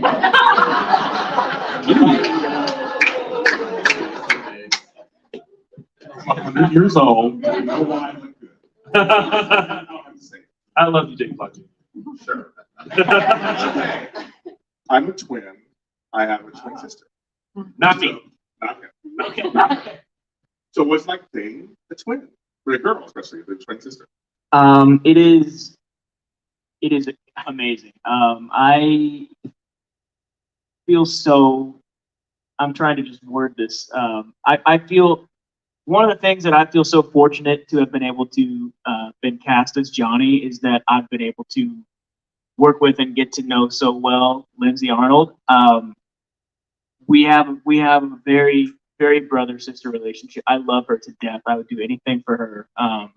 So it's cool to be able to have that. I don't have a twin, by the way. Y'all look very similar though. Yeah, that was good casting. Yeah. Yeah, they did a really good job. Yeah. So I'd say I love it. I've loved it, the whole experience, just because I've loved being able to play brother and sister with Lindsay. She's great. Yeah. Who is up next? We have a question from the chat, or the virtual audience, we'll call them, from Jerry Jacarias Naylor. Question for Carson: what's the hardest part about playing the devil? The hardest part about playing the devil was when I just starting off playing the devil, when I was just starting off, because I was just, I was saying some pretty hurtful things to Chanel, to Raven, and that was. Now it's fun. I love doing. I like Backtracking now. Now it's fun because I've sank into it a little bit, and it's part of the fun of playing the devil. But at first, it was. I had a hard time. Like, we were running lines downstairs before we went up to shoot the scenes, and I was like, I just want you to know I'm so sorry about this. I don't feel good about this, and I just want you to know that. And it's not me. It's Ron. It's Ron. This is the nice guy routine he's trying to. Yeah. Trying to sell you guys all on this. I promise I apologize to her, like right. Yeah. I apologize to her before. I did. Don't try and paint me darkly. Oh, we do this all the time. That's it. We always try to paint Carson. Yeah, dude. These guys have a root. They're trying to start a rumor that I'm like an alcoholic. What's that? Yeah. It's gonna work its way up the ladder. It sound a little worse than it really is. It's a running joke that I'm an alcoholic, and I don't think it's funny. We all think it's funny. He's the only one. That's the other thing. What was it? I was part of our quadrangle. Yeah, you're the only one. Another one is bullying. That I'm a bully, which I'm not. Yeah. Clearly. Yeah. You just said you didn't like all our jokes. Fair enough. Touche. Yeah, they just like to. They like to pick on me. We're clearly all very good friends on the set. We have a good time. Yeah, we have so much fun. We have a lot of fun together. I got so off track. Was there a question somewhere that was answered? The hardest part, yeah, just being mean to Raven, hurting her feelings, Chanel's feelings. Yeah. And she's the first one to jump on him too. Yo, she is ruthless. She is ruthless. Don't touch her. Go. Ah! Yeah. Yeah. In front of the whole group. What? Yeah. And everybody's like, whoa. He's like, I was. Yeah. There was one time, specifically, you know this story. Because Raven thinks it's hilarious. She tells it all the time. Well, it's not funny for me in the moment. We were walking out from Dry Block back to our rooms in the morning. She had slippers on. You guys know the thing where like someone's walking and you just kind of step on the back and then they go like that. It's funny. Yeah. So I did it to her. Deirdre Hall's walking 30 feet behind us, maybe. And we joke with each other all the time. We're always doing stuff, you know, just messing with each other because we really are good friends, all of us. And I stepped on the back of her shoe. I'm trying to refrain from inappropriate language. And I didn't know Deirdre was there. She knew Deirdre was there. She fakes a trip. She does the whole thing. She's going, that hurts so bad. And she's a good actress, so she starts crying a little bit. And she's like, why would you do that? And Deirdre's like, she comes up, she was like, not smart, man. Not a good idea. Really? And I was like, and I'm like, you're so terrible. You're so terrible. Yeah, so. Oh, yeah, so after that, we just couldn't resist it. Any chance we get it, you know. Target, I suppose. Yeah. Deirdre and I have Just the fact that there's validation going not cool. Yeah. And those two words carry so much weight. Those two words are the heaviest words I've ever received. Cool. I'm still just bust out laughing. Tell you this way. She's so proud of herself. It's so great. Oh, it's so good. Yeah. Another question for Carson. Zen Me. Carson, aside from Days, you have a singing career. Would you ever be interested in singing on the show? I have. I have. Right when I started, early on into Johnny's lifespan on the show, I sang. I would love to do it again. I would absolutely love to do it again. Would you be down for that being like Johnny's storyline? Like he shifts from filmmaker to. That could be pretty cool. It's kind of like the Claire thing. Like she always would sing, so like she would do pretty much any time we need singing on the show. And Donnie used to have that bar, the singing bar, right? She could open it back up, and then we could do it. Someone's been doing their homework. Yeah. It was rapping. But I really want to see the movie. Like that's my little dream. It's that like that's like perfect. It's already written, basically. Like I feel like that would be a great beyond Salem too. We were just talking about that. We were saying like that. It's like I don't know why they haven't just. We should do it like either a TV movie like The Very Salem Christmas or a series where Johnny's doing this movie. And I think it would be funny to have it be like almost very campy, you know? Yeah. Everybody playing like somebody like else kind of thing. Have you guys seen that movie? Anybody in here? It's with John Candy, and he's a soap opera writer. This is a really old movie. He's a soap writer. What's that called? Something Falls. Maybe. Yeah. No, what about? He's a soap writer. I'm about to say something. It's like something like pretty much that. Like, they're just like, sure, go for it. He hits his head, and then he wakes up and he's in the show that he's writing, and everyone's like, oh, you know, it's all like every single soap cliche is so funny. I will. That's the movie you're talking about. Is Delirious. That's right. I just watched that 3 weeks ago, maybe. I thought it was hilarious. And we thought Robert Downey Jr. so really.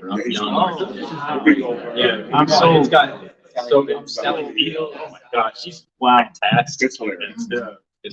We discussed like if they did do Beyond Salem 2 and it was the production of the film, how great it would be if like others like soap actors like came in and portrayed like can you imagine like if Susan Lucci was like Marlena? Wow. We were ambitious. This is our fantasy. We get to choose whoever we want. It's a stretch. It's a stretch. You know what I mean? But like it would just be fun. Or instead like other, you know, NBC like, you know, universe like brought like any of those people like come in and like play just to see the cast of This Is Us. They would go to like Days and I know. Exactly. It would be interesting to see like the a scene from like when Deidre Hall as Marlena was possessed by the devil, and that recreated by like someone like completely different. And it's Lucas. And it's Lucas. Or Belinda. Belinda is possessed, but Belinda's playing Marlena. That's the twist. Yeah, with the wig. It's like a Scooby-Doo thing where you take the wig off. Or you have to stay on stalker. Oh, we have another question? From Me World 2. Oh, okay. Me World 2. He wants to know what was going through your mind following the breakup. Lucas. Just like, where did you go? Honestly, I kind of just thought about like, because I'm engaged myself, and so I kind of just thought about losing her in that way, because that would be. But I mean, just hard. I couldn't even think that, and so that was really something that I just kind of like went for, because it's. I mean, I just got engaged back in July, and so and so like when we filmed that, like just a few months kind of later, and so I was kind of like, cool, I already practiced. And then we did the breakup part, and I was like, oh crap, now I gotta go a little darker on there. So like, but that's pretty much, yeah, I pretty much just kind of went there, and also like I said, Lindsay's a great friend, so it kind of helped in that way, because then just like I'm losing. Yeah, I thought about Shelby and another person in my life that I would do. That's kind of I just stopped crying, Lucas. Patrick TV, just to snowball off that question, Patrick TV wants to know if you get frustrated that Tripp is always, or seems to always be second choice, or always like seems to be the loser in love a little bit. What a loser. I don't know if I get frustrated. I do kind of claim Tripp is mine right now, because I was the first person to play, and so I do kind of get that like feeling of like I want him to be happy, you know, but like just because he is like the character that I've kind of grown with in the last 4 or 5 years, and but no, I mean, because I also understand the story, and so like I get it, and I wish that he could be happy, but also I know where his place is like in that way, where it's like, yeah, that's just his place in the universe, is kind of, he's gonna be destined for heartbreak most likely. So yeah, He's gonna find someone that appreciates him. One of these days. you never know. I mean, yeah, you say that to Brady. Yeah. I'm just, am I wrong? So, go ahead. Hello, how are you? Person. Yes. Something that they haven't talked about. Johnny had cancer and Sure. lost it. Yeah. Great doctor. Same bionic guy Steve wore for a while. They just kind of pop that out. Put it in there. That's pretty cool. That's back on. Yeah. Took it from him. It's just like it's one size fits all. Yeah, Pretty cool. That's right. Like it's so interesting, because like when characters like come back, or if they were cast or something, that's the first, like when Philip came back, they were like, what about his leg? Great doctor. No. Well, when they like found this like the leg show, I had to go, who has just one leg on it? I had no idea. So I had no idea. I was so confused. No idea. I was like, somebody like lost that leg? Like for real, or is it just in the show? I'm like, now I'm just curious. Like what? You can't just bring that as part of the story, not with no like backstory. Just walk in the scene like, somebody was alive. Yeah. I was like, who wanted that one leg? No, I never noticed it was on like the prop part, and I was like, who's the camera?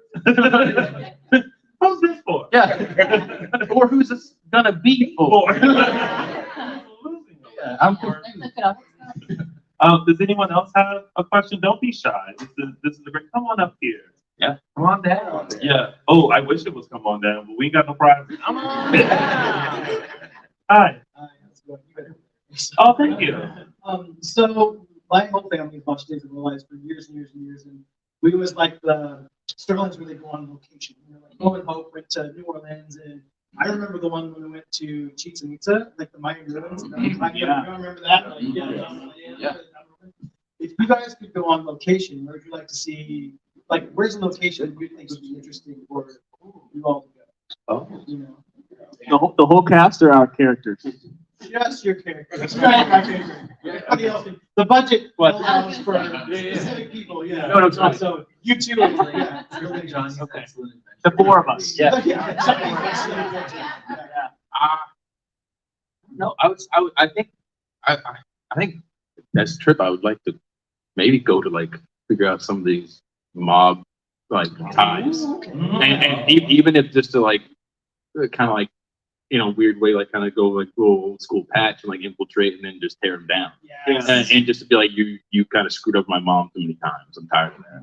And so that could be really fun. And just because I'm not gonna fit it. And I'm sure we find local cuisine. That's the great local cuisine. Yeah. Local cuisine. So that's important. Yeah, absolutely. And just like the beautiful shots we could have. Yeah. So, Yeah.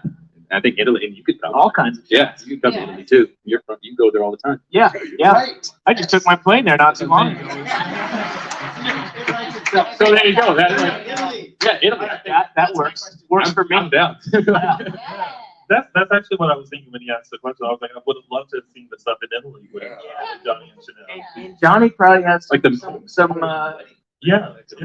family connections over there too. Yeah. That'd be really fun. The marriage. Yeah. They intercross it all. Yeah, it'd be fun to have it out. Yeah.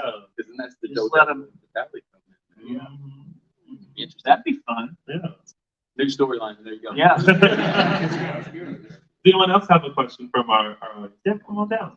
Hi. Hey, how are you? All right, question for Carson. Sure. What's it like working with Jack Day Harry? I really enjoyed her work on Yeah. the show. And okay, I know I'm dating myself, but I do remember watching her when I was a kid back in the 80s on Okay. 227. Okay, cool. And, I'm just wondering, like, what it's like working with her. Well, she's a legend, first of all. So the first thing, I think. Tell them Yeah, what it is. I'm going to. I don't know if you've heard this story. Some of you might have. My first ever time working with her, I get sweaty hands, especially when I'm nervous. And so it was a scene. Well, I was with Chanel and meeting Paulina. Johnny was, and I was helping her up or something. It's something where it required me to grab her hand. She said, she was like, gosh, I'm butchering it, but she was like, you just put what on your head? And I was like, I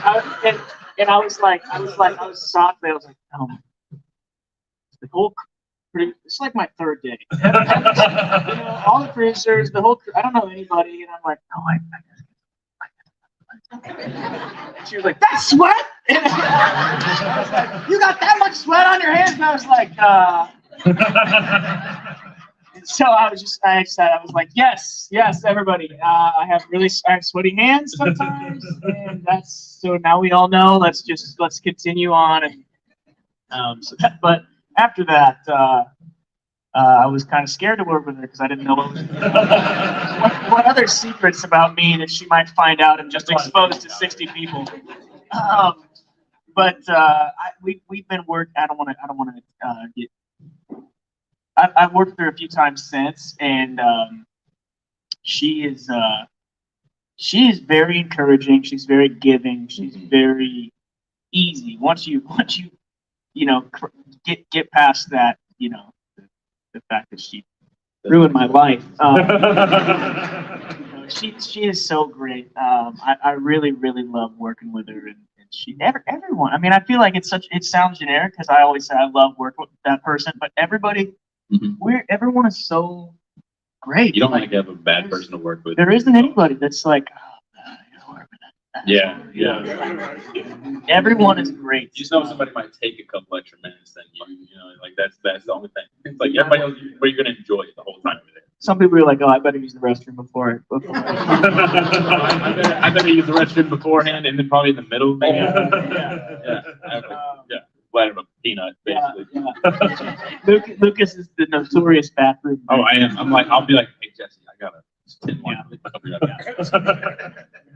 Oh, I forgot to mention, I know she was, my favorite episode with her was, in January, to break up with Chanel. Yeah. Her reactions in that episode, it was so funny. I actually watched it again at home at night. Yeah. She reminded me she was the best in that episode. I loved her. Yeah, I mean, no, I'm just kidding. She was. Well, Yeah. thank you so much. Thank you. Well, y'all know my gripe about that scene. Oh, not. Can we not? Y'all, I'm go. Good, Tony. We're gonna, all right, we're because gonna start this now. it still bothers me. Okay, so we're talking about the scene when at Chanel and Johnny's wedding reception, and JoDevil and the chandelier comes, right, and then it cuts to the next scene, and Paulina ain't got no shoes, and I'm like, well, where did her shoes go? Like, what happened to, like, did she kick them off? Was she like in the scene and it was like, well, just lay down? But like, She got tackled, right? Didn't Sarah come in like, yeah. So she comes in, she got tackled. She got deeply, both? like, yeah, she got deeply, just like shoes, just like, boom. And it's like, you know what I mean? Okay, I'll take that. Watch it, yeah. I told you that. No, because since January, I've been concerned about those shoes. What? We have been on this for 3 months, and then Lucas comes in and says, okay, that makes sense. Because something doesn't add up. Like, I've been knocked over. I still have both my shoes. Yeah, but you have laces on your shoes, most likely, right? Well, depends. Have you been deeply wearing heels? I have not. See, that's what I'm saying. I said this already. I said this already. Put heels on and they get tackled, then we'll see what's going on. We'll see. Well, I'm gonna try that. Anybody got any heels we can borrow for? Yeah, we'll call Sal. We'll have Sal come in and tackle you. That's how for choice. The same exact thing happened. Yeah. We'll just recreate the experiment. Okay. Down one of those. Yeah, there we go. Next live show. My eye is gonna start twitching. I said this 3 months. Oh, what is this, Araceli? You frustrated about something? Like I was frustrated last week when you wouldn't tell me if you believe that Ava was in the right for what she's doing with Ray? Oh, what is this frustration we're feeling now? You were trying to entrap me. No. Okay, so if you guys watched the show last week, I asked a very simple question. She said she was seeing Ava when it came to Ava and Rape, right? And I was like, okay, well, do you think it's okay for Ava to do what she's doing to Rape, as far as like the whole, getting the criminals, the lie, and all this kind of stuff? She would not answer. Should Rape be cheating on her though? Well, That's the same question. But That's my mama, right? that is your mama. But the question is, like, everyone cheats in Salem, but like, That's true. But like in retaliation, is it okay for her to like get these criminals to like? I think it's okay for Ava. For Ava, but Because that's her. That's a full-on Ava thing to do. It is. But I was just simply asking Araceli if she thought that what she was doing was okay, and she has yet to answer the question. Because I am not going to provide an answer that can be used against me in a future court of law. So basically what she's saying is, for any man out there, if you cheat on her, this is the link that she's going to go to. I think it's a little far. Like you could send that man to prison. Like that's a little much. Right. I get it. It's wrong. But Listen, I'm Patty LaBelle too, but I'm not that. Did you not hear the knuckled explanation? What knuckles? That if I'm cooking for a man all day long, all I do is sit at home and cook for him and bake for him, and he's going out and he's getting his cookies somewhere else. Really? So I think with that, you just answered my question. Very much okay with what Ava is doing. take a few baking lessons. I might bring him back over. I don't know. We have time for just a couple more questions. Does anyone in the audience have a question before we wrap things up? Oh, let's go Andy, and then we'll go to Tammy. Come on up, sir. Okay, first, I just want to say a little bit afraid of Araceli. Which is why she went into the question. Now I'm scared. And I guess, well, this isn't really a question, but we feel so bad for Tripp. We feel so protective of Tripp. And, you know, we're kind of mad. You know, Allie is very likable, but we're mad at her too. No, So we are rooting for you. Well, I appreciate that. We're all rooting for you.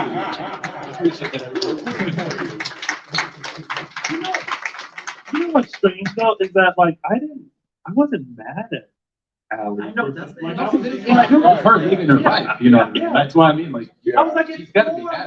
that's fine.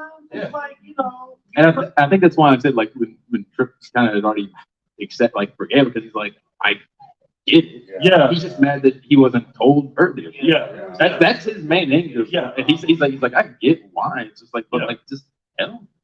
Yeah.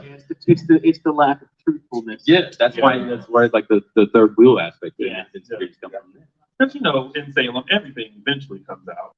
Oh yeah. At some point. Yeah, there's no private areas. No, well. Yeah, You how many think- quite a few of them. Yeah. I mean, you think it's a private area, but I don't know. That's what I'm saying.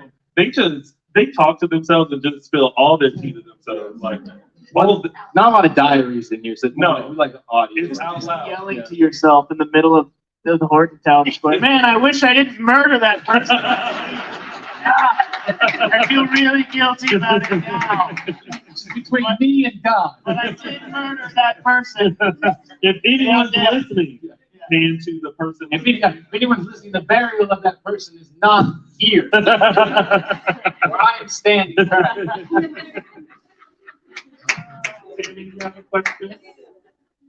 Sorry, Taylor, we got carried away. We had to wait a little longer. Completely normal. How do you or the show do the double voice? I believe it's like a digital distortion. Yeah, you have to So like it's- he would talk and we would pause for our next line. Yeah. So you don't stop right away. Okay. Yeah. Okay, because it's not a bad thing, but it comes very naturally coming from you. Well, yeah, because it's just me talking, and then they just Yeah. very normal. Kill your cousins upstairs. Your niece and nephew. Sorry. Do you find it hard not to like try to speak like the devil and just is it your mouth that I'm not sure it would really matter. They changed the books. So no matter what. That's really good. He's actually the one that I have to do it. they do a very good job. He stands right behind me. I'm out. Basically like a stage. It's complicated, you know, they think we figured it out by now. Oh, well, I mean, I It's can't. double pay for those episodes. Until the voice comes. Yeah, That's what I'm saying. Yeah. All right. So, is there one more question? Yeah.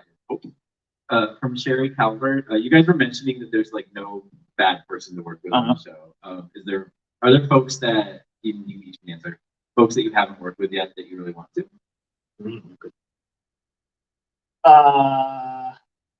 Victor Kiriakis, John Aniston is. I mean, come on. Now, would you want to be like on the good side, or would you want a Victor Kiriakis read?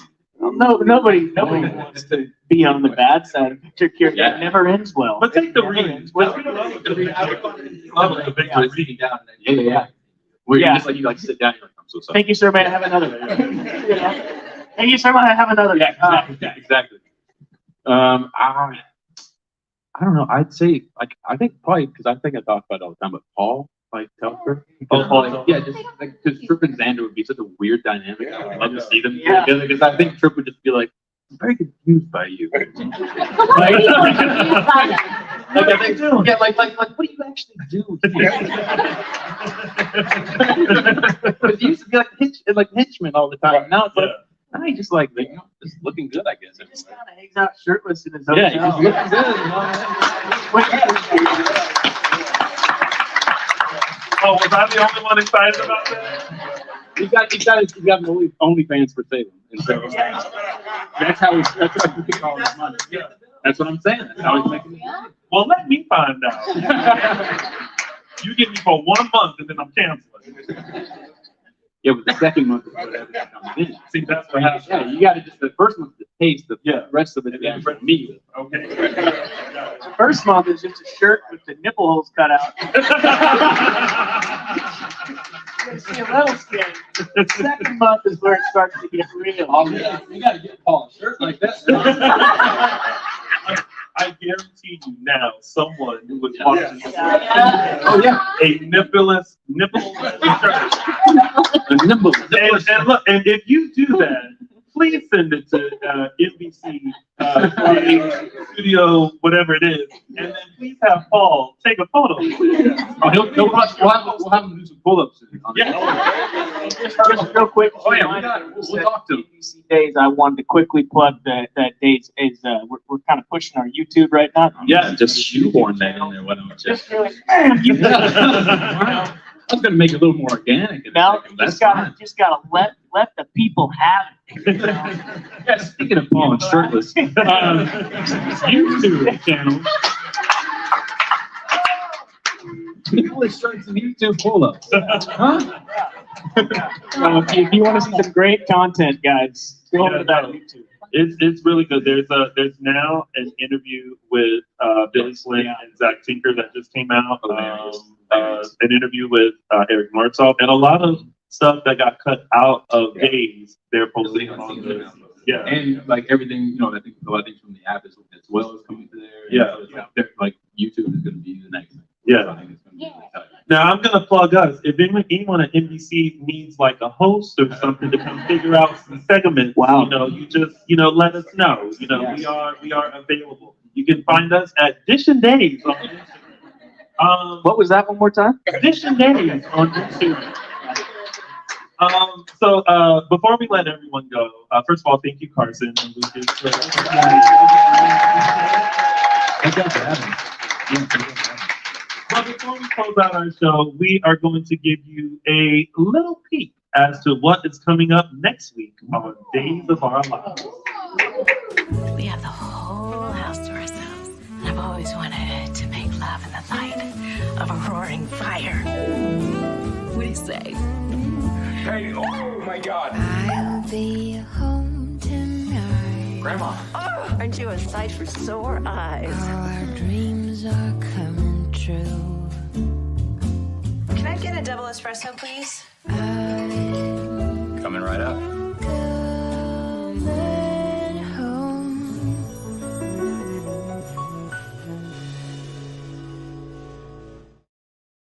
Friday. There's some good stuff happening. And that's it. That is our show, everybody.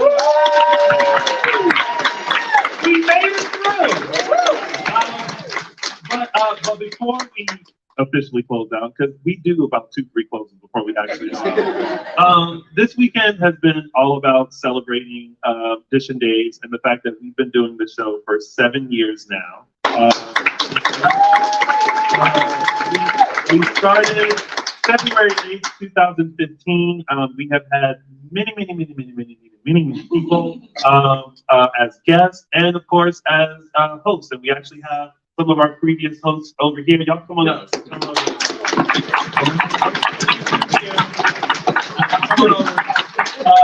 We have Kenny Gobea, James Law Jr., and one of our original hosts, with the higher the hair, the closer the collar, RJ Freeman.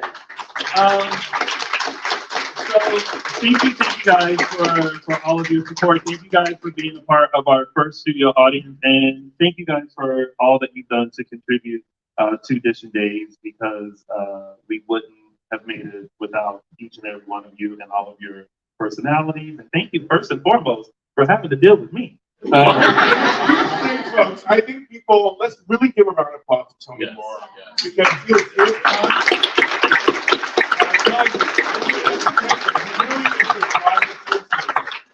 and for me, I wouldn't be here because of Mark J. Friedman and Tony Moore, our original co-hosts, Peter Ramos. Yeah. And so I'm here only because of them. So I would give a shout out to them for these OGs right now. Yes. We've had a lot of fun times, and you can find them on our YouTube channel. And that's when we would plug it. Oh, by the way, YouTube. Before we head out, Michael Matters. Yeah. Tell the kind folks where they can find you on the interweb. You can find me on Instagram and Twitter at MLMaddis. Justin Hareld. Let the fine folks know where they can find you on your one social media platform. Find me on Instagram at Justin Lee Hareld. Araceli. Let the fine folks know which one social media platform they can find you on. You can find me on Twitter at Tia323Araceli. And of course, you guys can find all of us on Dishin Days Show on Facebook, Dishin Days on Instagram, and _Dishin Days on Twitter, or right here on our YouTube channel, Dishin Days, or on your favorite podcast station. And you can find Little Old Talk with me on all social media platforms at Lounge with Tony. Thank you guys so much for tuning in. We'll be back next week for another full day.